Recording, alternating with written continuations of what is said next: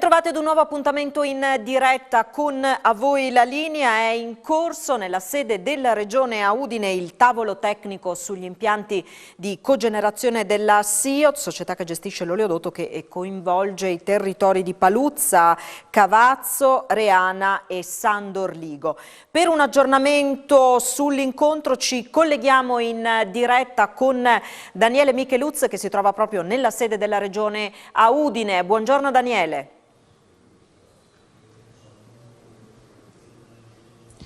Buongiorno dalla sede della Regione di Udine. È iniziato alle 10:30 ed è ancora in corso il tavolo tecnico sugli impianti di cogenerazione, il progetto presentato dalla SIOT, che è la società che gestisce l'oleodotto che attraversa anche la nostra Regione. Un tavolo tecnico convocato dall'assessore regionale all'ambiente e all'energia Fabio Scocimarro e che vede anche la presenza dei sindaci dei territori interessati da questi progetti che, vi ricordo, sono Paluzza Cercivento, Cavazzo Carnico, San Dorligo della Valle e Reana del Royale. È presente anche Alessio Lilli, che è il presidente della società SIOT, oltre anche ai rappresentanti dei comitati che si oppongono a questi progetti. Ce ne sono diversi, questi progetti che prevedono degli impianti di cogenerazione alimentati a metano che dovrebbero andare a soddisfare un fabbisogno energetico per quanto riguarda appunto l'oleodotto della SIOT e quindi rendere questa società da un certo punto di vista indipendente dal punto di vista energetico, visto anche i grandi costi che ci sono oggi per quanto riguarda l'energia, progetti che comunque sono stati presentati tempo fa. I sindaci sono contrari, si oppongono con forza perché chiedono un rispetto dell'ambiente per i loro territori, in alcuni casi che prevedono già alcune opere tipo l'autostrada o altri impianti e centrali elettriche, quindi chiedono tutela per il loro ambiente. Dall'altra parte gli interessi della società SIOT, che vede un'opportunità in questi cogeneratori per un risparmio energetico che potrebbe insomma dare anche sollievo alle casse, quindi da una parte l'ambiente, dall'altra gli interessi economici. In mezzo a fare da mediatore c'è la Regione con l'assessore Scocimarro che sta cercando di mettere pace insomma tra i due contendenti, un'operazione non facile perché dicevamo ci sono anche i comitati. Il confronto è ancora in corso, stavano uscendo delle persone ma il tavolo ancora non è finito. Noi però abbiamo sentito poco fa il sindaco di Paluzza Massimo Mentil, che è uscito un attimo dalla riunione proprio per parlare con noi. Allora sentiamo quelle che sono le sue parole, poi la linea rimane allo studio. A voi. Che cosa chiedete? Che cosa sta emergendo da questo tavolo? Stanno emergendo tutte le divergenze tra questa idea progettuale che ormai sono 6-7 mesi che va avanti, 8 mesi nei rapporti con le istituzioni, con i comuni e noi, i comuni, le nostre comunità che non condividono questo, non solo nei modi ma soprattutto nella sostanza, un'idea progettuale che per il territorio per esempio di Paluzza andrebbe a impattare negativamente sia dal punto di vista ambientale che dal punto di vista proprio della salute pubblica. Quindi noi crediamo che non siamo una comunità che dice no a prescindere, ma studiando le carte, facendoci appoggiare anche da APE, che è l'Agenzia per l'Energia di cui noi siamo soci, che ci ha confutato i dati di Energy Project per quanto riguarda SIOT, abbiamo valutato che proprio questo tipo di progettualità non è adatta a un territorio che ha già avuto un insediamento importante da parte di SIOT fin dagli fine anni 60, quindi per 50 anni civilmente la comunità di Paluzza, come tutte le comunità, hanno, diciamo così, sopportato la presenza di SIOT anche con disagi che si sono creati nel tempo, sia dal punto di vista ambientale che acustico.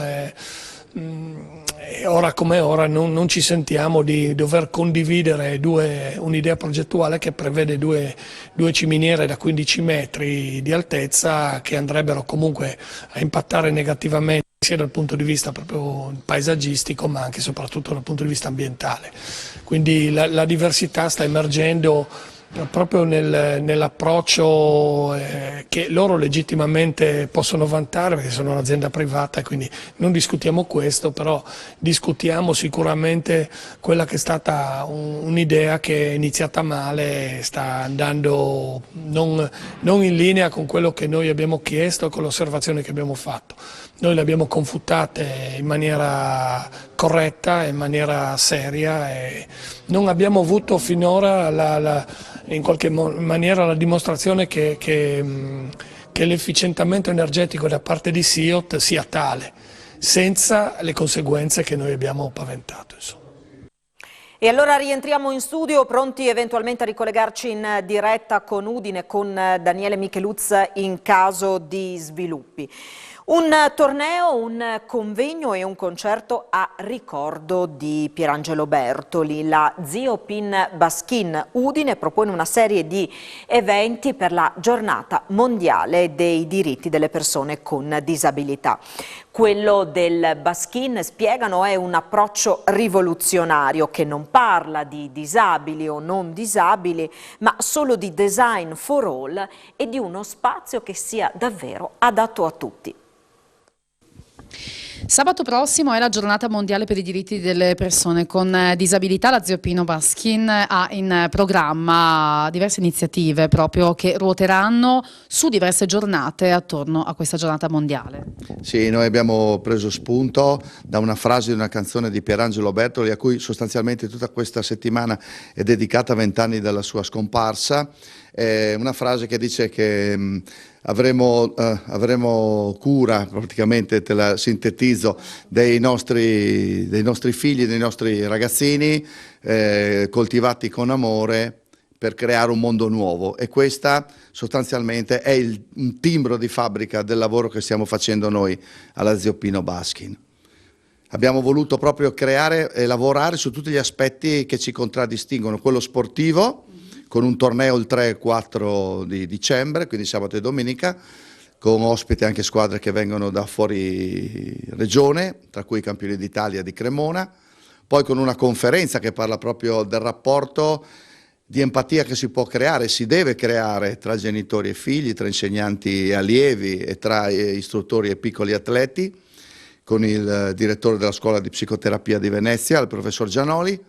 E poi a conclusione anche un po' di festa proprio a ricordare il grande Pierangelo con il concerto di suo figlio Alberto, e anche qui c'è proprio questo discorso, questa profonda relazione del papà e del figlio che sta portando in giro per l'Italia. Questa è la seconda, cioè è la prima volta dopo l'esordio a Modena che ci presenterà il suo concerto di repertorio, che è sostanzialmente un duetto virtuale col papà.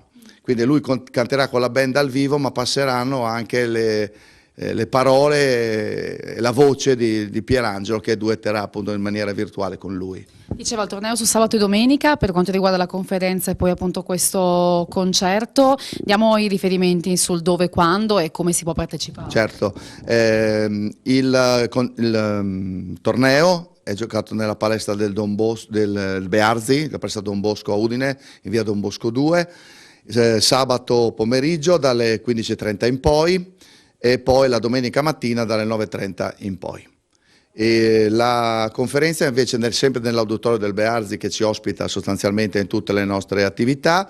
Alle 9:30 ci sarà appunto la conferenza, la chiave empatica nella relazione, fino alla chiusura del concerto al Teatro Palamostre di Udine alle 20:45 sabato 10 dicembre. Come sta andando la vostra attività e come ci si può unire? Noi ormai in tutte le attività che abbiamo credo che superiamo le 100 persone, quindi dal nulla abbiamo creato questo, e intorno a noi poi sono nate tante altre associazioni che si occupano per esempio di Baskin, quindi in regione ormai ci sono 12 squadre che giocano a Baskin, cioè dal nulla, partiti 4 anni fa, con quello che sappiamo c'è stato di mezzo e c'è anche un po' frenato, direi che ormai siamo intorno alle 300-400 persone solamente di Baskin. Siamo molto contenti di questo. Noi come Baskin, come EISI, che è l'ente italiano di sport inclusivi di cui noi facciamo parte, ci occupiamo di design for all, quindi la nostra idea non è quella di disabilità o normalità, queste parole di cui ormai si abusa e sono anche, direi, abbastanza obsolete, quanto ragionare su attività sociali, su città, su scuole, su ragionamenti che siano ragionamenti per tutti. È proprio un cambio culturale, no? Di prospettiva che in questo momento, credo mai come in questo momento, debba interessare qualsiasi cittadino, quindi non il disabile o il non disabile, ma proprio il cittadino nella sua essenza, quindi mettere le persone al centro di un processo che è un processo proprio sociale e di miglioramento della società. Una nuova tegola rischia di cadere sulla testa di esercenti di bar e ristoranti che abbiano un deore, che svolgano la propria attività nei centri storici. A farlo sapere è il sindaco di Gorizia, Rodolfo Ziberna, il quale fa sapere appunto che c'è una novità in tal senso, un decreto in base al quale dal prossimo 1° gennaio gli esercenti che appunto hanno dei deor e che operano nei centri storici, aree diciamo tutelate dalla soprintendenza, dovrebbero chiedere preventivamente autorizzazione per l'installazione di tavolini, sedie, appunto ombrelloni all'esterno. Ma ci spiega tutto lo stesso sindaco di Gorizia. Sentiamo. Ahimè, nuovi problemi per coloro che hanno attività commerciali di somministrazione cibo e bevande utilizzando tavolini, utilizzando ombrelloni, utilizzando seggiole. Mi riferisco perciò ai deors, ma non soltanto a questi, anche alle amministrazioni comunali che hanno arredato la città con arredi urbani, dalla semplice fioriera ad altre strutture. Ci è stata resa nota alcuni giorni fa da parte della sovrintendenza del Friuli Venezia Giulia un decreto ministeriale con il quale ci viene comunicato a noi amministrazione, sono circa una ventina nel Friuli Venezia Giulia, tra le quali Gorizia, che dal 1° gennaio del prossimo anno tutte le attività commerciali che intendono collocare fuori il proprio esercizio dei tavolini, cioè dei deors, tavolini, ombrelloni e sedie, devono ottenere un'autorizzazione preventiva se all'interno naturalmente del centro storico. Ecco perché una ventina di comuni circa nel Friuli Venezia Giulia, ma un problema analogo sarà ovviamente esteso a tutte le altre regioni e città del paese. Mi metto nei panni della sovrintendenza, che sappiamo per quanto possa lavorare celermente è largamente sottodotata di personale. Profonda è la crisi organica in termini di personale della sovrintendenza Friuli Venezia Giulia, ma di tutte le sovrintendenze che sappiamo appartenere al MIBAC, al Ministero dei Beni Culturali. La grande preoccupazione nostra è che perciò dal 1° gennaio tutte le nuove autorizzazioni, nuove, e io spero che si riferisca solamente alle nuove autorizzazioni, perché anche ciò non è chiarito, non sappiamo cosa accade per il pregresso, per chi già ha precedenti autorizzazioni. Mi metto nei panni perciò di un esercente che il 1° gennaio fa una domanda, presenta una domanda, un'autorizzazione, oltre che naturalmente al comune, anche alla sovrintendenza. Il comune procede immediatamente, la sovrintendenza, proprio per questa carenza di organico, può impiegarci 6, 7, 8, 9, 10 mesi. Nel frattempo cosa si fa? Noi sappiamo che ci sono tanti esercizi che hanno una superficie calpestabile interna estremamente circoscritta, limitata, e che sopravvivono, hanno un equilibrio economico esclusivamente grazie alla possibilità di portare fuori sia il cibo che le bevande. Ecco il motivo per cui stamane ho mandato una lettera sia al Presidente della Regione Fedriga, anche nella sua veste di Presidente della Conferenza delle Regioni, perciò del coordinatore degli altri Presidenti, e all'assessore competente Bini, ma anche al Ministro competente Urso, e per conoscenza anche all'ANCI, l'Associazione dei Comuni Nazionali, a quelli del Friuli Venezia Giulia. Mi auguro che si sia trattata di una dimenticanza o comunque di una leggerezza, e che perciò il Governo possa intervenire tempestivamente per evitare danni su una categoria che è già stata ampiamente penalizzata nel corso, ai noi, del pandemico degli ultimi 3 anni. Una pausa per la pubblicità, a voi la linea ritorna tra poco.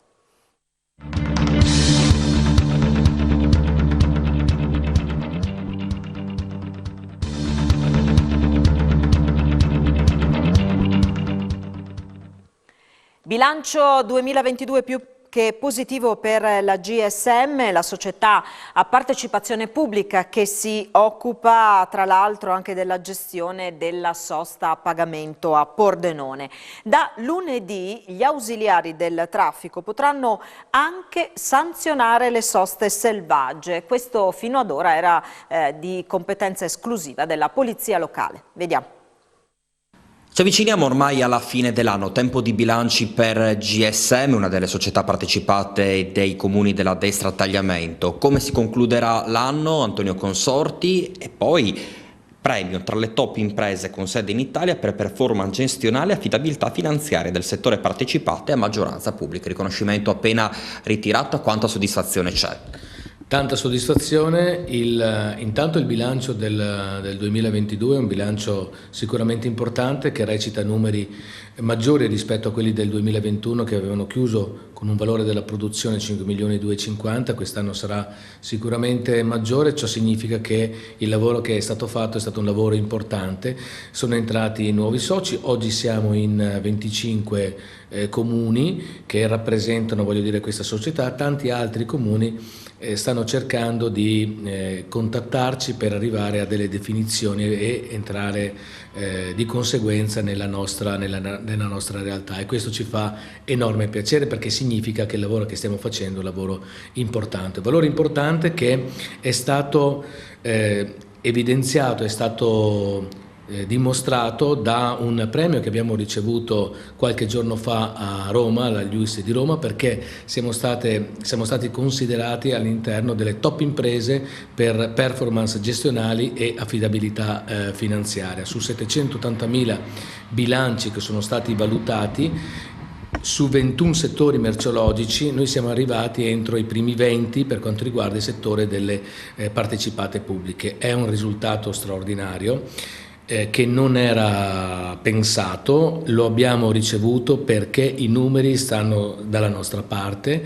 e sono valori e numeri importanti che sono dettati dal lavoro che i collaboratori quotidianamente fanno ormai da parecchio tempo, e quindi il merito di questo risultato va diviso e va condiviso con tutti quanti loro. Su quali fronti vi state muovendo e continuerete a muovervi, e soprattutto se ci sono delle novità per quanto riguarda il 2023 sulla gestione della GSM? Ci stiamo muovendo per quanto riguarda il 2023 nell'ambito innanzitutto della riscossione coattiva, che è un servizio che è iniziato qualche settimana fa con il comune di Pordenone, ed è obiettivo di questa azienda qua cercare di portarlo a beneficio di tanti altri comuni. Poi stiamo arrivando a una conclusione di un progetto che riguarda la digitalizzazione e l'informatizzazione di questa azienda, sia per quanto riguarda la sosta che per quanto riguarda tutti gli aspetti gestionali. L'online è ormai alle porte e con questo sostanzialmente arriveremo a chiudere un progetto che è iniziato qualche tempo fa. Poi c'è una partita importante che inizierà di qui a poco, che riguarda l'attività degli accertatori secondo l'articolo 12 bis del Codice della Strada, che è sostanzialmente un articolo che dà la possibilità oggi agli accertatori di poter sanzionare non soltanto sul blu ma anche su alcuni codici di infrazione del bianco. Dunque, direttore, come diceva poc'anzi l'amministratore Consorti, da lunedì debutterà un nuovo servizio, forse un primato per il Friuli Venezia Giulia, per voi, gli accertatori che vengono in supporto all'amministrazione comunale, alla polizia locale, e potranno anche elevare sanzioni qualora dovessero riscontrare soste selvagge o comunque situazioni poco piacevoli che mettono in difficoltà il traffico cittadino. Sì, diciamo che ci viene in aiuto operativamente il nuovo codice della strada, anzi l'ultima modifica del codice della strada, che con l'introduzione dell'articolo 12 bis consente agli attuali ausiliari della sosta di poter svolgere anche attività in merito all'accertamento fuori dalle aree blu. Si intende le aree bianche, le aree gialle, cioè dischi orario, divieti di sosta, disabili e carichi e scarico. Ecco, questa è una nuova disciplina. L'amministrazione comunale di Pordenone in primis, ma tutte le amministrazioni con le quali noi lavoriamo hanno chiesto questo nuovo servizio, e pertanto partiamo con Pordenone con lunedì 5 e poi questo servizio verrà esteso un po' a tutte quante le nostre amministrazioni che lavorano con noi. Gli ausiliari hanno seguito un corso?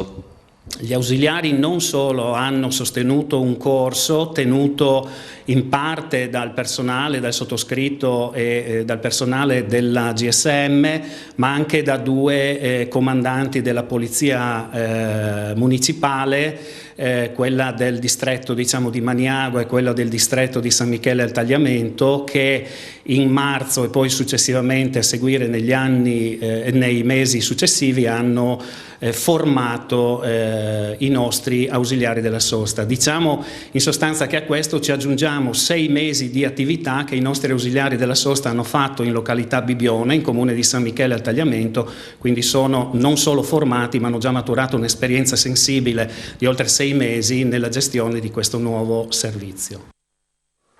E allora andiamo nuovamente in diretta a Udine, in regione, dove c'è per noi Daniele Micheluz. A te, Daniele.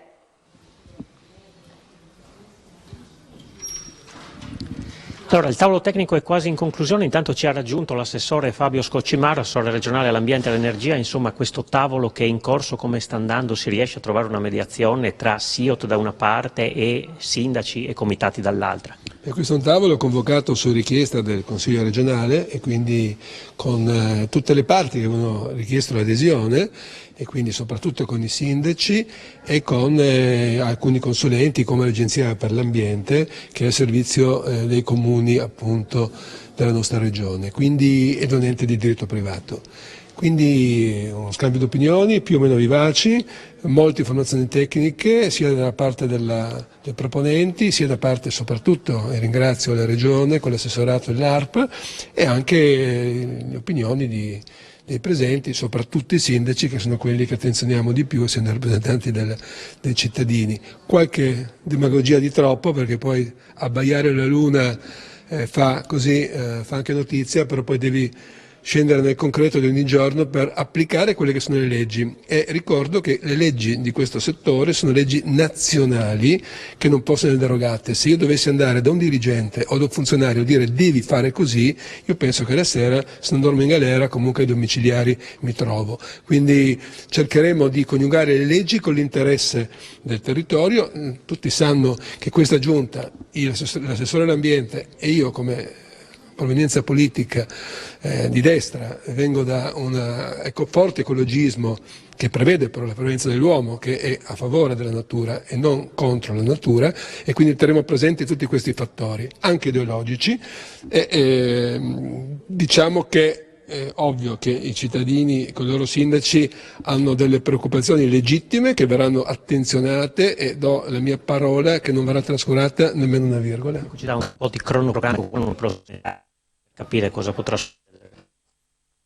Io non posso interromperlo a meno che di compiere un reato, questo che sia ben chiaro, però è ovvio che per avere un risultato, secondo me, si deve fare un confronto con la società e non uno scontro. Così abbiamo fatto a Trieste, dove per 20 anni si abbaiava alla luna per chiudere un'impattante fabbrica del 1800 alla Ferriera di Servole, e soltanto un confronto aspro, soprattutto all'inizio, e poi sempre più costruttivo, ha permesso la riconversione, decarbonizzazione delle aree della Ferriera di Servola. Ecco, questa è la strada da percorrere. Qui siamo su temi e livelli diversi, perché parliamo di tecnologia dei nostri giorni e non di un vecchio manufatto, un ecomostro del 1897. Grazie allora all'assessore Fabio Scocimaro, poi vi daremo conto anche nel corso dei telegiornali anche della versione della SIOT con il presidente Alessio Lilli. A voi la linea. Grazie allora a Daniele Micheluz per questo aggiornamento in tempo reale. Lo diceva lui, nelle prossime edizioni del nostro telegiornale vi daremo atto, a conclusione appunto di questo tavolo tecnico sugli impianti di cogenerazione della SIOT, dell'andamento appunto di questo confronto, di questo incontro, sentendo appunto le varie posizioni. Prima di chiudere, un aggiornamento di cronaca, perché dobbiamo purtroppo dar conto di un altro incidente accaduto in A4, successo all'altezza di San Stino di Livenza, è accaduto nella tarda mattinata di oggi. Si tratta del tamponamento tra 3 mezzi pesanti.